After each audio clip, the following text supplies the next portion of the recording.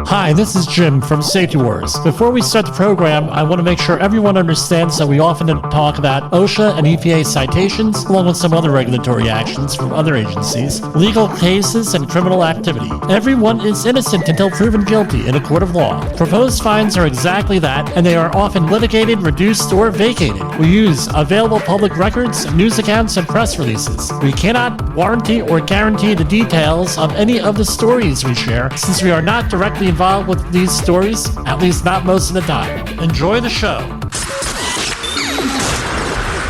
This show is brought to you by Safety FM.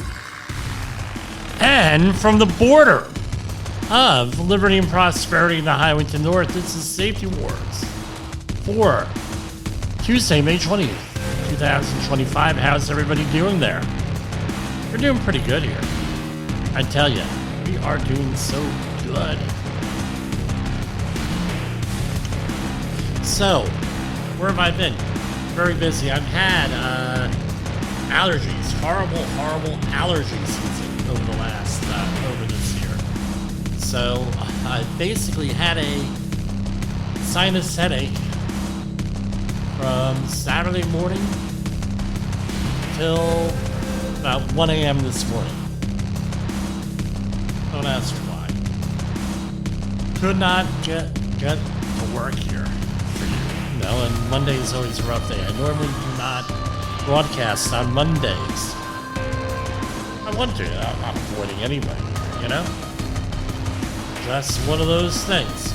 Anyway, yes, we are deep within the confines of Region 3. So I wanted to... Now we have some new AI music we're going to share with you, obviously. Right? Hopefully. Hey, I'm in a hotel. Maybe I can connect to someone else's. Right? That would be fun. Anyway. Here is You Give Safety a Bad Name.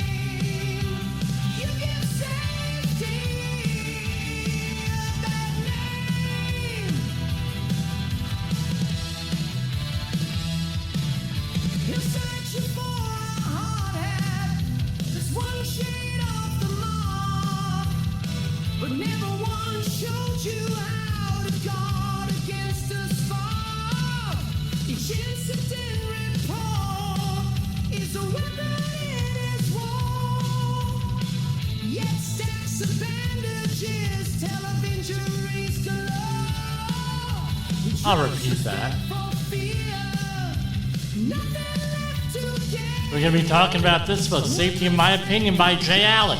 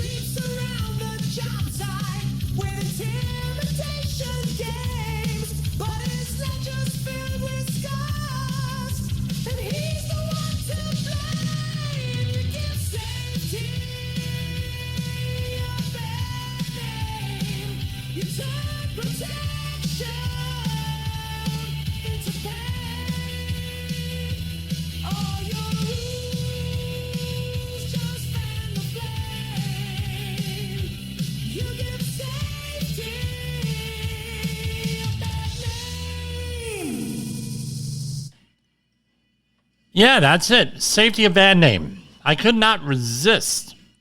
Why? Because if you are a safety professional that has I'm going to say you're a safety professional who what's the word I'm looking for?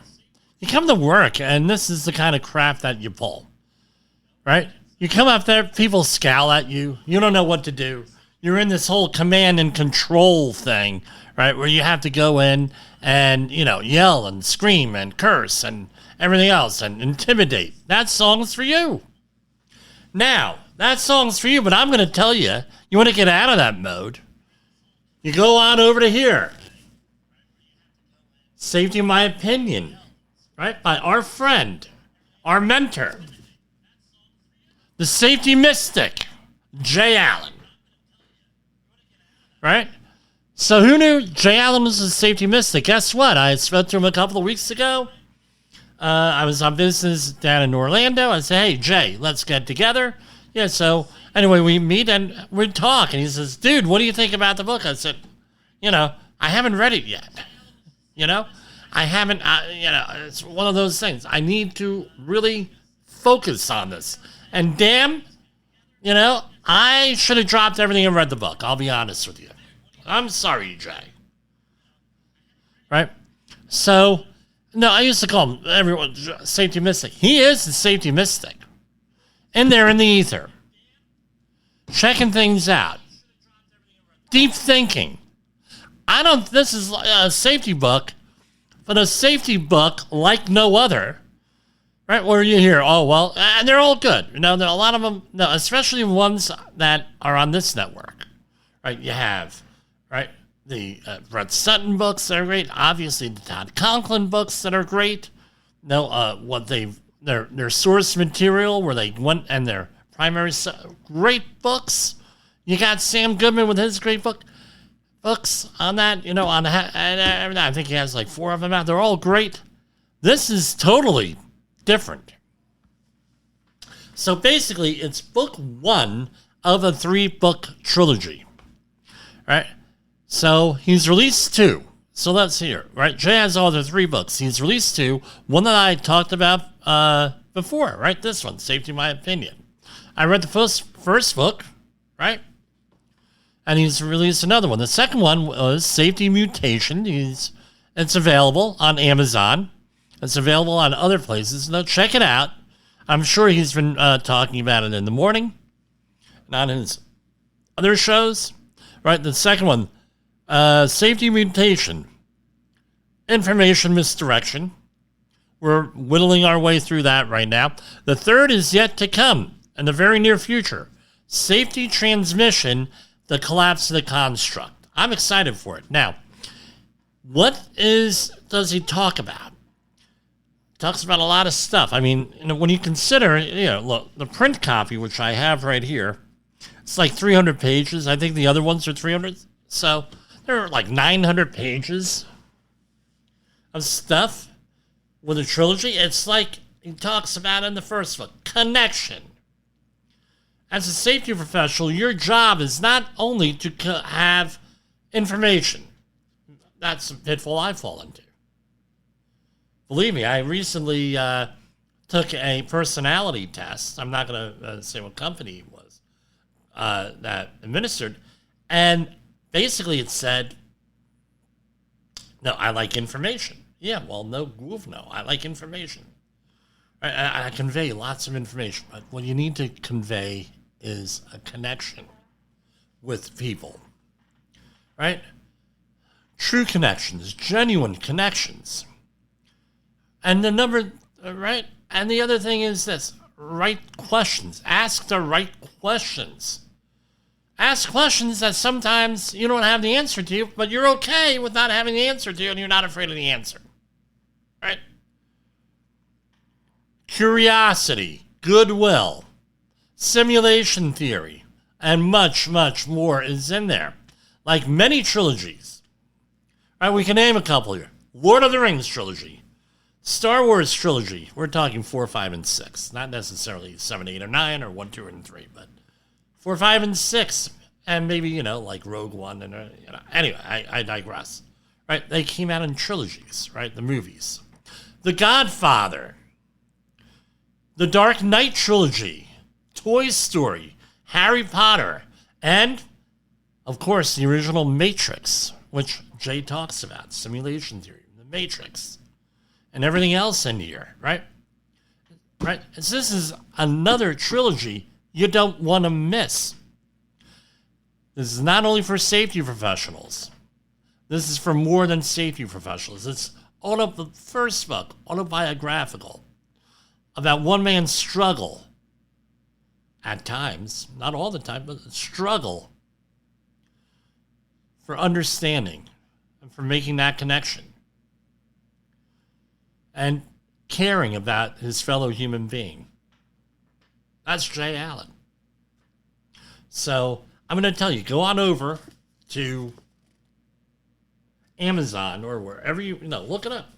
Safety in My Opinion by Jay Allen. Absolutely go out there and do it. And that's how we're going to think. So you're not going to be like that dude that the song is about. You give safety a bad name. You want to make safety a good name.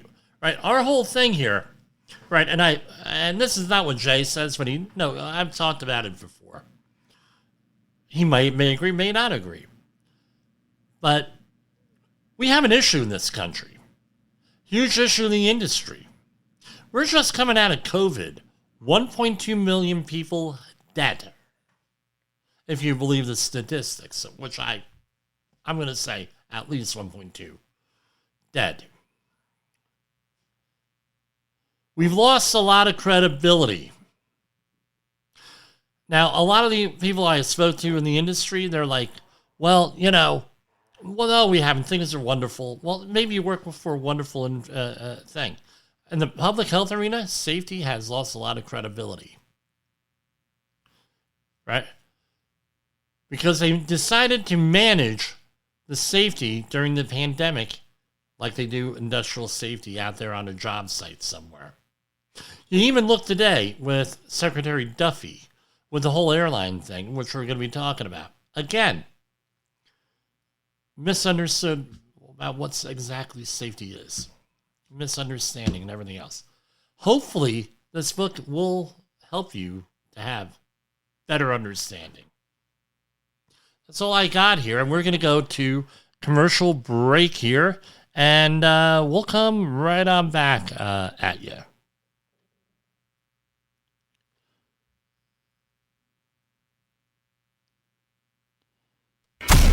In the professional safety community, communication and planning are just a few keys to your program's success. The question many practitioners have is, where do I start? Dr. Jay Allen, the creator of the Safety FM platform and host of the Rated R Safety Show, has built a global foundation to help you along the way. Go to safetyfm.com and listen to some of the industry's best and most involved professionals, including Blaine Hoffman with the Safety Pro, Sam Goodman with the Hop Nerd, Sheldon Primus with the Safety Consultant, Jim Pozell with Safety Wars, Emily Elrod with Unapologetically Bold, and many others.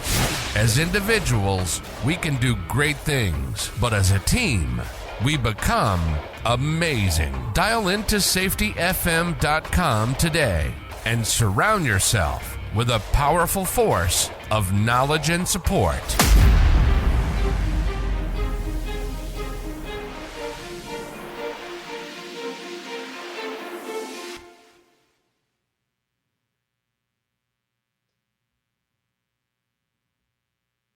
OSHA recordables, catastrophic losses, environmental disasters. You want answers? So do I. This is Jim Posel with Safety Wars. That's my daddy. Yes, Jessica, I am your father. All right, so here we have so it was Saturday night, and No, I'm in bed, starting to, go to sleep. Had a long day. Ballparks, baseball, long week. Getting ready for our Sunday activities. And what comes across the news? I get it on the internet first. Brooklyn Bridge ship collapses. What am I saying? Brooklyn Bridge struck by tall ship. Now, I've been over the Brooklyn Bridge hundreds of times in New York. But, and I'm like, man, that's a pretty high bridge. So here we have, minutes after departure, deadly collision. All right, and it took just under 5 minutes for the Mexican Navy's tall ship to crash into the Brooklyn Bridge after departing its Manhattan docks Saturday evening. Federal investigators said Monday 2 crew members were killed and more than 20 others injured. The National Transportation Safety Board said Sunday it had dispatched a team to New York City to examine the incident. The team includes specialists in nautical operations, marine and bridge engineering, and survival factors. So this happened a little bit after 8:20. Now, and they have some other information on things right now. You're going to say, well, Jim, what do you know about this area? So it had to be around 1982, roughly. I was on my father's boat. We were over in Staten Island. We used to do this whole thing where we go around Staten Island. And one day he says, hey, why don't we go around up the East River, see the Brooklyn Bridge, that sort of thing. Little 19-foot boat. So we get right about where this ship was. Right? The Mexican, I'm not even going to attempt the pronunciation here. Right? What is it? Yeah, even they don't, right? Even they don't say so, right? Here, in this article from The Gothamist. Right? Mexican Navy ship, because Cahul Tamuk. I don't know. But anyway, shame 2 people died. Anyway, we're right by this bridge, and what do you think happens? We lose the outboard motor. It just shuts off. We don't lose it, but, boom. That 1970 70 horsepower Chrysler, right, on the 1974 Rankin, which somebody bought down in Red Bank, New Jersey. But anyway, the thing stalls. And the freaking current is so strong there that we start going into the side of the river right about where this happened. So what's my point? My point is this. Once you lose engine power over there, you're pretty much leaped. Right? That's my experience. I can tell you. My experience is that you're pretty much leaped when you're with that. Luckily, we restarted the engine. I remember my brother John getting out of the boat and holding the boat still, blah, blah, blah. But anyway, so this could happen. Now, what everybody is saying is, well, the boat, what's the tall ship doing there, blah, blah, blah. But they forget. The Brooklyn Bridge was built in 1880, something like that? Right? What did they have in New York Harbor? Just look at the old photos. What did they have in and around New York Harbor, up from Brooklyn, and everything else, the East River and everything else? They had what are called sailing ships. So this bridge was built at the end of sailing, right? When we went into other things, steam power, diesel, blah blah blah.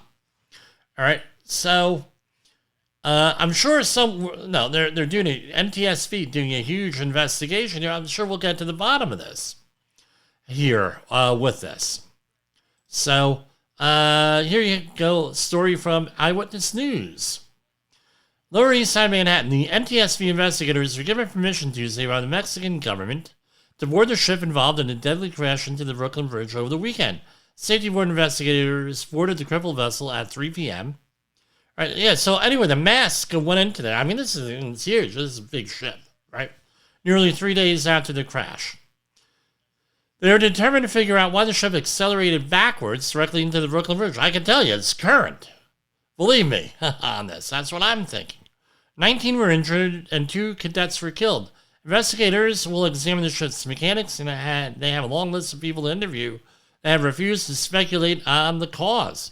Good move. We need to interview the tugboat pilot, the harbor pilot. We'd like to, and this is from Mike, NTSB board member Michael Graham. We'd like to, the captain of the ship, and there's a lot more and some other crew members want to do.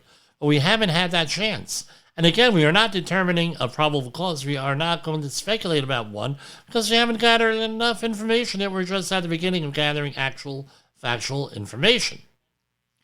So, the ship tracking data showed it departed at 8:20 p.m. at barely 2 knots, towed by a tug. But at 8:23 it released and began accelerating backwards. At 1 minute later, it struck the bridge at 6.1 knots. Investigators say the currents were minimal and the winds were moderate, raising the question why the ship did not accelerate forward instead of back. Well, maybe the engines were off. I don't know.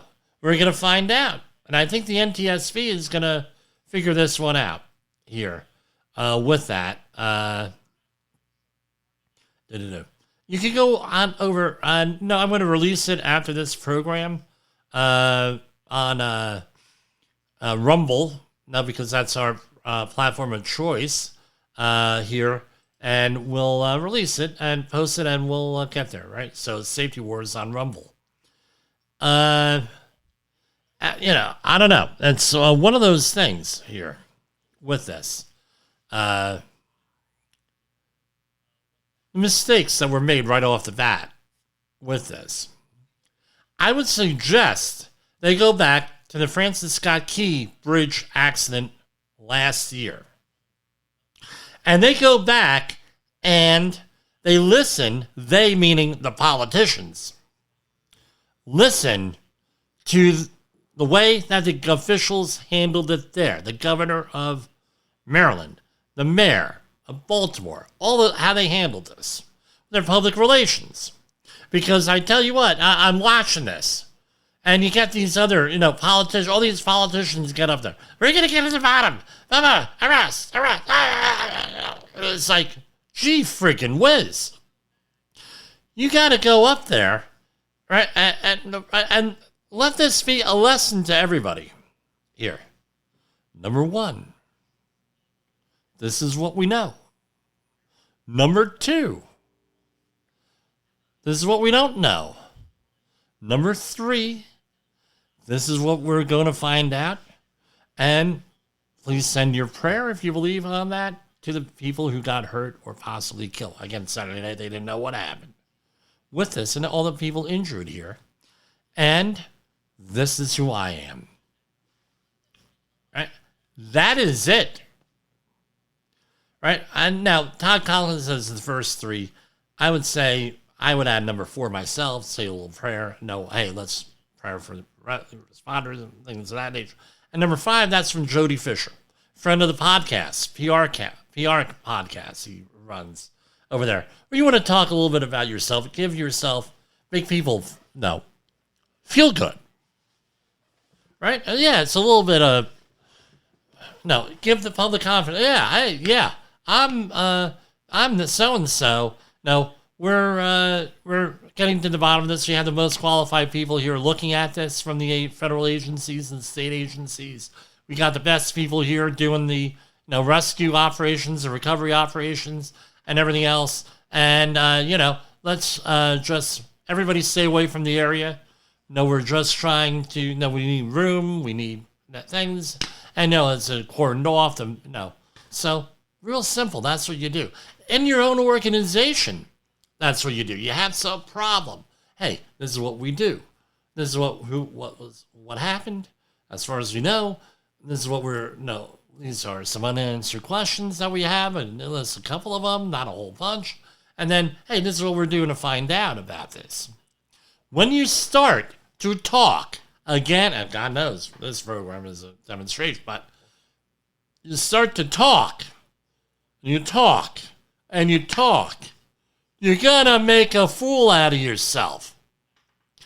You may even be in deep guvno with the authorities, because if you're dealing with a federally traded, publicly traded company, or even a privately traded company, and you start to say, oh yeah, this happened and that happened, and oh, we're, and you start to, what are you going to impact? You're going to impact that stock price. And you think the SEC, Securities and Exchange Commission, is going to look favorably on that? Maybe you're going to release insider data that you didn't know. That's why you hire somebody like Jody Fisher at the PR podcast. You hire me. You hire Jay Allen.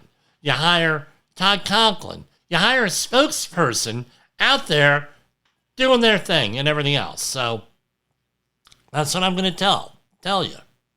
Is go out there and, don't be an idiot out there. Oh, there's one, that one, blah, blah, blah. So, we're going to take another break here. I'm going to set up another session. Maybe we can do some more music here. How's that? What do we got here?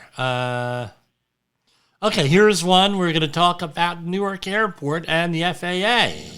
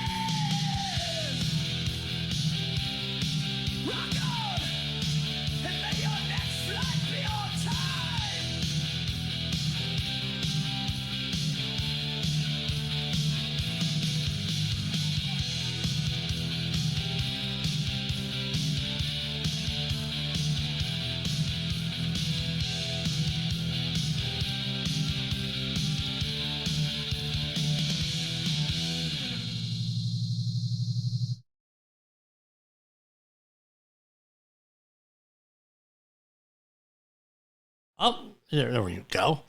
Yes, that is Wheels Up Tonight, Not Tonight, My Friend, by Safety Warrior. But we kind of have a little bit of, Safety Wars, right? We're having fun with AI music.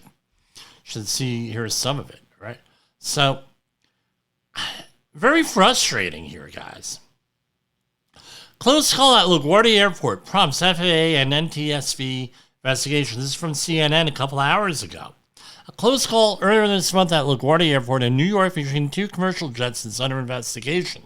The incident is one of many close calls go around an aviation accident that has prompted calls for changes in air travel. Right? And we have another story here. 39, this is from the Times. Right, London Times, it looks like. From Samuel Lovett. A 39-year-old New Yorker was the only air traffic controller on duty for Newark Liberty International Airport when the system blacked out on May 9th, leaving planes stranded in the air for 90 seconds. The incident, one of multiple blackouts that have hit the airport, left her so traumatized she is on leave. Speaking in detail for the first time, but anonymously for fear of criticism from members of the public, she tells the Times how her worst nightmare unfolded, why she is worried that this is just the beginning of the crisis at America's second busiest airport. Right? Here's another one. FAA cuts 25% of flights at Newark Airport after air traffic controller shortage and construction causes delays. The Federal Aviation Administration issued an order Tuesday decreasing the number of arrivals and departures allowed at Newark Liberty International Airport after weeks of delays caused by air traffic controllers' staffing shortage and runaway construction. The order, which goes into effect immediately, will allow 56 planes to take off and land each hour. Yeah, growing up in Central Jersey, that happens. I mean, that happens. Right? Believe me. The renovations are, allows 56 planes to take off and land each hour while the runway work is ongoing. The renovations are scheduled to run daily until June 15th. And then on Saturdays through the end of the year. When construction is not taking place, 68 arrivals and departures each hour will be allowed until October 25th. Our goal is to relieve, it's from Acting FAA Administrator Chris Rocheleau in a statement. Our goal is to relieve a substantial inconvenience to the traveling public from excessive flight delays due to construction, staffing challenges, and recent equipment issues. Right? All right, but basically a lot of stories are now, right? Let's discuss this, right? And we're guilty of it, right? Just like in the song at the beginning of the show. We're all guilty of it, right? Where we overreact, we can freak out, everything else.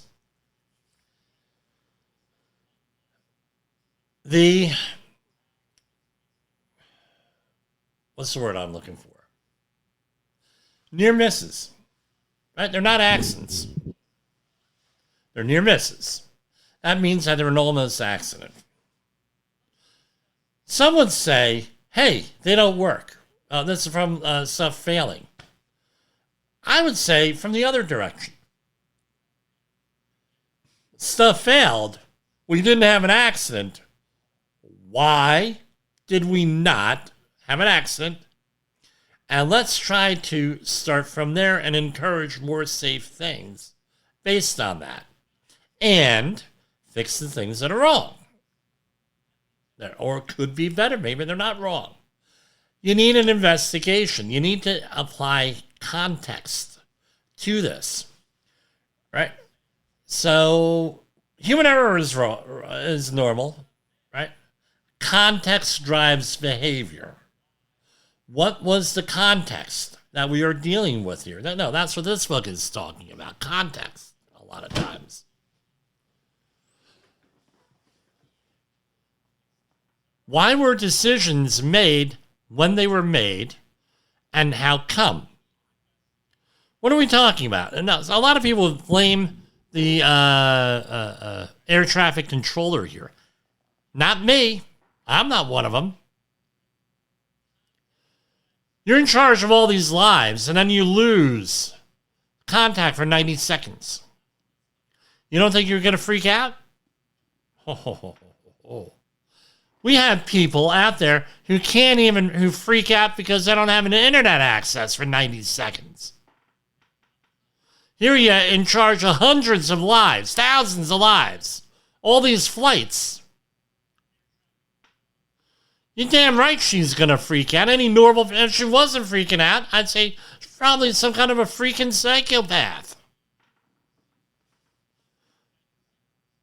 Right? If you've ever seen the movie, the John Cusack movie, Pushing 10, and had the famous safety movie star Mike Willis in it, right, from Fashions for Living and all those other movies from the 90s. So, at the beginning of the movie, there's an air traffic controller that had some type of a mental issue coming back into work, having PTSD, and the guy can't make it back into work, and they're joking about it. All right? Those are real lives there. People are freaking out. I don't think that movie aged pretty well. At least that scene didn't age well. So, again, the federal budget is coming out October 1st, right? Fiscal year. It's being negotiated now. We didn't do any programs on it yet. We will. Is stuff like that, what are we doing about this? Why do we have aging equipment? Are we trying to fix that? Because I tell you what, safety is no incidents, no accidents, no illnesses, and zero, right? That's what we're told. Well, guess what? We'll never be able to achieve that. That's unachievable in the long term. Always going to be a problem. The question is, do we have enough resilience built into the system where we're not going to have a problem? Right now, yeah, well, there's enough resilience in that, and maybe a little bit of luck, enough capacity and resilience in the system to make this safe. But they're going to have to do something more. I mean, there's reports that they're still working on 5.25-inch floppy disks here. You know, again, if it no, and organizations out there also get into this. Well, if it ain't broke, don't fix it. Well, what about continuous improvement and safety? We prioritize. I go out to a job or project, a workplace. Okay, what are my priorities? My priorities are this. What could get you killed? Number one. Let's worry about that, number one. Number two. What could get you hurt? And realize that what could get you hurt may not get you killed. That's the other thing. Ooh, that's a massive revelation.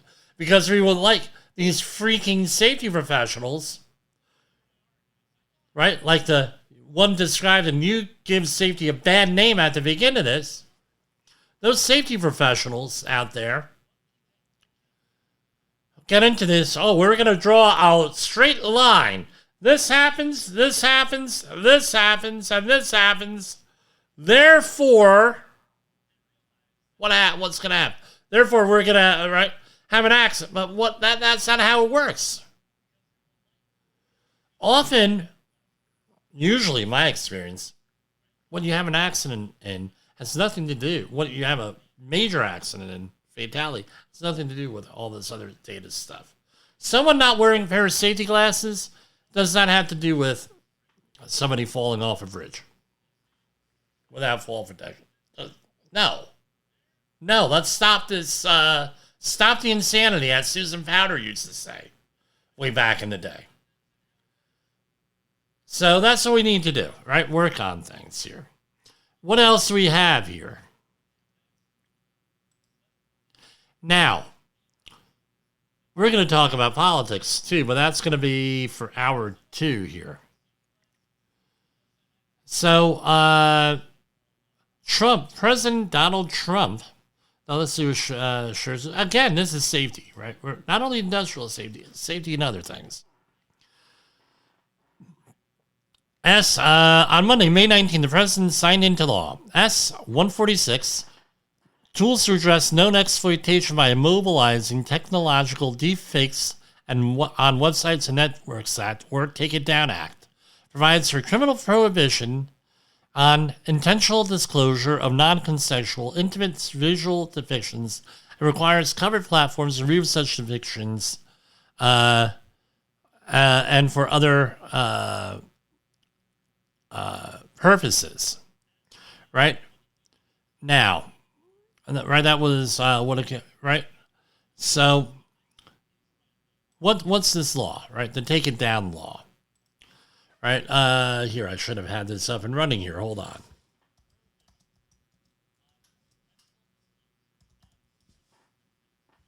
So, what is the Take It Down Act?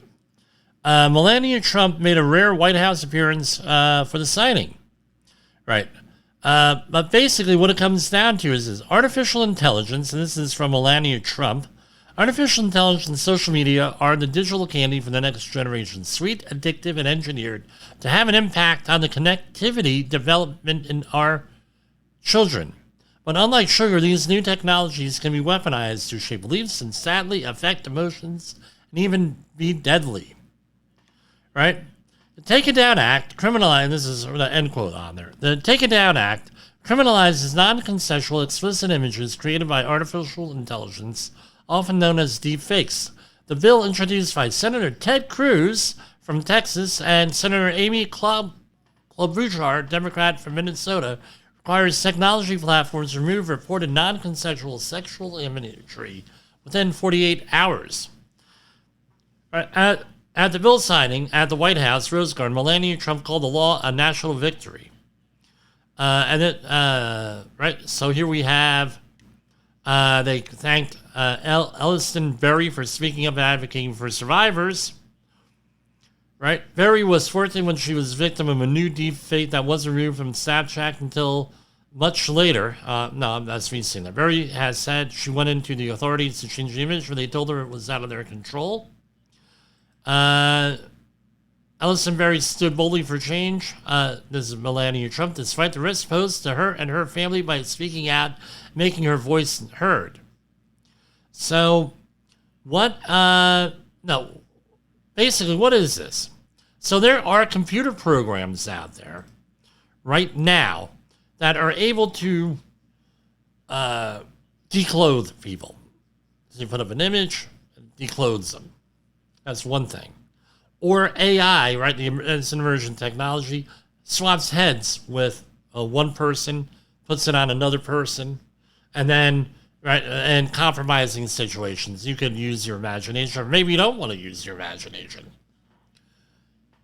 So, a good, bad thing. No, what we forget is this. And I had conversations with my children. And my extended family, right? All the children. What you put on the internet does not disappear. At all.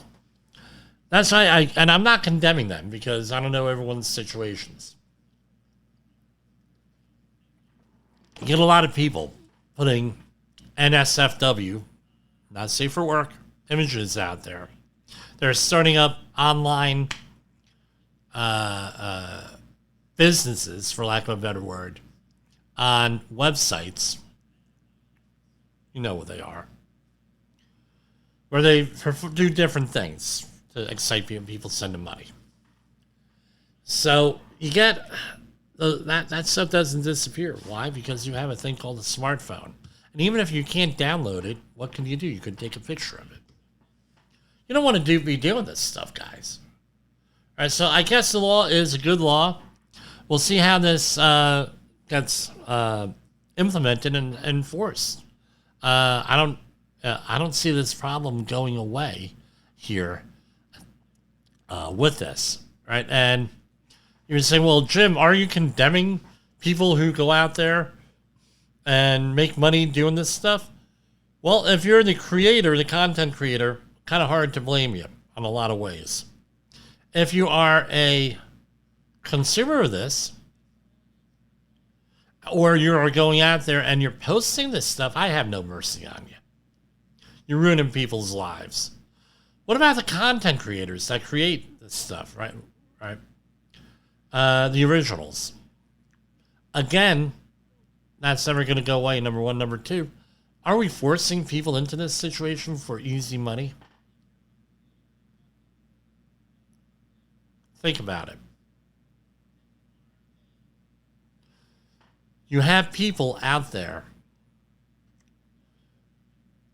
who want to get out from under.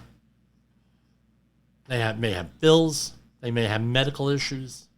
They may have medical bills. They may have issues with debt, legitimate stuff. Real bad things happen out there in life, folks. And they have no other way to make revenue, to make money with this. There's no societal safety net for them. Perhaps they don't know how to access the societal safety network and social programs. Maybe they want to do, right, and this is an easy avenue here. Are we really setting up people to do this and encouraging it because of the financial irresponsibility in Washington, D.C., and over there in the state houses and in your local community? Right now, you have a situation in New York State, New Jersey, that's what I'm familiar with, and every metropolitan area of the country.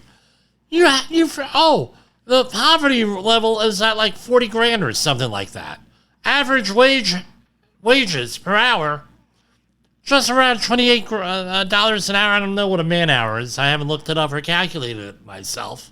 By the way, we came up with that idea here in January. Then everyone's talking about it, so don't tell me no one listens. I know they're listening. There's another situation I'm not allowed to talk about, where I mentioned something and, someone took a very high level in the government took action on it the next day. Right? 27, try going and living in Rockland County, New York, Westchester County, New York, New York City, Bergen County, Middlesex County, Union County, New Jersey. All these towns around New York City on $27 an hour pay, on average, $28 an hour pay. Try to do it. Go ahead. You're going to be living in real rough neighborhoods, my friend. You may even be living in a van down by the river, to borrow a line from Saturday Night Live, Chris Farley. Now, we're going to go and we're going to, we have an easy out for you here. We have this thing, and you go, this one, we could do that. Now we could charge money for it. We could do this, and you're a pretty young woman. Don't think that men don't do this too, because men do this too. Now we're going to go and that's the context there. Understanding. So before you go around condemning these people, maybe these people are doing this just to live. They have to. We put them there as a society. There's something wrong with the system. Stop condemning people. Love people. Support people. Encourage them. Be that leader. And with that, we're going to make the world a better place. Like Jay Allen. With that. That's what I have to say here. With this. Let's go to one more commercial break, and we're going to comment on President Joe Biden's health here. And we'll see you in a minute here. Hold on. From the front lines of the safety war, it's Safety Wars. With your host, Jim Posel on Safety FM. Get ready to face the harsh reality. Is your safety training old, stale, and hackneyed? Is your safety trainer still preaching a warped version of behavior-based safety? How about safety training that is designed to actually address and assess your hazards and liabilities and is not standardized baloney from generations ago? Contact the Safety Wars team at safetywars.com or call me, Jim Polzel, at 845-269-5772. Remember, if you are receiving this message, you are the solution to unsafe workplaces. We're going to bring it down a notch.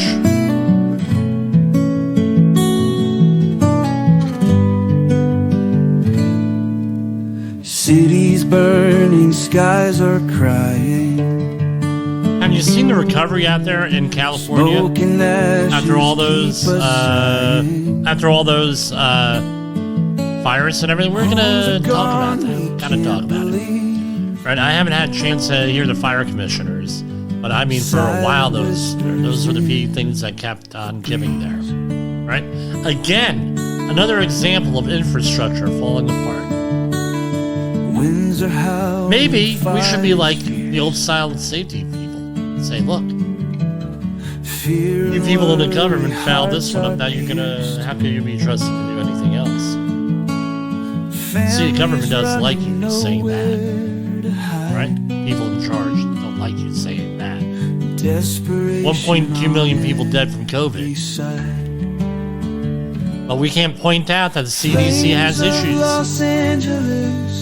We can't say that they're not prepared. We can't do that. That's not polite. And then they wonder why everybody's after their budget for legitimate programs that they aren't successful in. Because everyone thinks they're valid. That's why you need to go. And if you're in government, act confidently. In the city's fiery haze. And that was Safety Warrior with Flames of Los Angeles. Now, here we have a situation here. And this is, to be quite honest with you, I don't believe it. Like a lot of people, right? I don't believe that, I don't believe this story, right? So here we have a situation. Here, let me pull it up here. Former President Joe Biden with the prostate cancer, diagnosed stage 4. Now, people, not here, not what I want here. Right? So, prostate cancer is a very long-term situation. It's often not detected for a long time here. So, now over the weekend it came out that, and I'm trying getting the story here for some reason, I must have closed it out. All right. So Joe Biden, right? Biden's prostate cancer diagnosis is unusual but not unheard of, doctors say. This is from NBC Health. Prostate cancer is usually diagnosed early with the help of screenings, but medical groups generally don't recommend them for people 70 and older. Why? Such a long-term, again, not a doctor, not playing one here on Safety FM. Long-term cancer. So chances are you're, especially if you're in ill health, if you got diagnosed as prostate cancer. We had this conversation with my father where the doctor said, look, why are we screening? He said, Walter, to be honest with you, you're not going to live more than 5 years. You get prostate cancer, chances are it takes a long time for it to kill you. So, we're not going to do that. And there was some other stuff they didn't do. They said, we're not going to do that because you're not going to get 5 years. It's not worth it. Cost benefit. So before someone says, well, how come they weren't checking? Well, guess what? A lot of times doctors don't check once you get above a certain age, like colonoscopy. They don't do colonoscopies either. However, you're dealing with I don't know if he's a billionaire, but he's worth a ton of money here. All right? Why wouldn't you be getting prostate cancer screenings? How much? I Googled it. How much is a prostate cancer screening out of pocket? If you have insurance. If you have no insurance, $100 to $300 for a PSA test. I'm going to be honest with you. I get screened for prostate cancer. I go for a physical every year, and I go for blood work twice a year. Every time. Jimmy, what do you want? PSA test. Why? Because the facility that I worked at in the long term has a disproportionate amount of people that come down with weird cancers, and that's one of them. So guess what? Every freaking year, whenever I've got blood work, PSA test. Well, the insurance won't pay for it. Well, then bill me. I'll pay for it. Why? Why? Because I tell you what, this is a real serious problem. So if you're a man, go out there, get the prostate exam every year, do the PSA test, like I do, all over and over. So this is foreseeable here. Now, where the problem comes in is this, right? And again, two sides of the coin. There's a lot of people who are all pissed off at the people in Biden's inner circle. And there was even a report that Joe Biden was going to be investigated by the Department of Justice for not disclosing this during the campaign before he dropped out in June of last year. Right? My understanding, and I've spoken with people who've gotten treated for prostate cancer and some of the literature out there, a lot of the symptoms he was showing with cognitive decline might have been from hormone, HRT, hormone replacement therapy, because that's usually chemical castration to control prostate cancer, which is what they said on the news, what the treatment that he's likely getting with this, right? Maybe he had it for 10 years and then was never able to do it. Maybe he said, look, I'm president. I can't afford to do this. I can't, and there's a little bit of shame and embarrassment with this. I get it here with it, why it wasn't disclosed. Now, the other thing is this, you have what are called medical privacy laws, HIPAA being one, right? Where you're not allowed to disclose this stuff. Now you're at a point here, right, where everybody in their city, do we disclose inner core? Do we disclose this or not? They may be breaking the law by just disclosing it. Family not disclosing it. Well, maybe they want to keep it private. It's a private matter. I feel horrible for Joe Biden right now. Oh, yeah. Just like I felt horrible for Nancy Reagan with President Reagan's decline with Alzheimer's. Right? Here. They have nowhere to turn to. What are you going to do? Going to go to a prostate cancer a therapy session with your husband, with other couples? You can't do that. There's a lot of stuff that's closed off to you. You know, with that. So I'm not going to fault anybody for not disclosing this. It would have been nice had they done it because, and I tell you what, I believe he was getting treatment for a long time because of the cognitive decline. That's often a side effect of this type of treatment and that you get for this. So that's what I got for you tonight. So I wish everybody well here on there, and I'm going to see you tomorrow, God willing. Safety Wars is streaming now. Wrong one. There we go. The views and opinions expressed on this podcast are those of the host and its guest and do not necessarily reflect the official policy or position of the company. Examples of analysis discussed within this podcast are only examples. They should not be utilized in the real world as the only solution available, as they are based only on very limited and dated open source information. Assumptions made within this analysis are not reflective of the position of the company. No part of this podcast may be reproduced, stored in a retrieval system, or transmitted in any form or by any means, mechanical, electronic, recording, or otherwise, without prior written permission of the creator of the podcast, Jay Allen.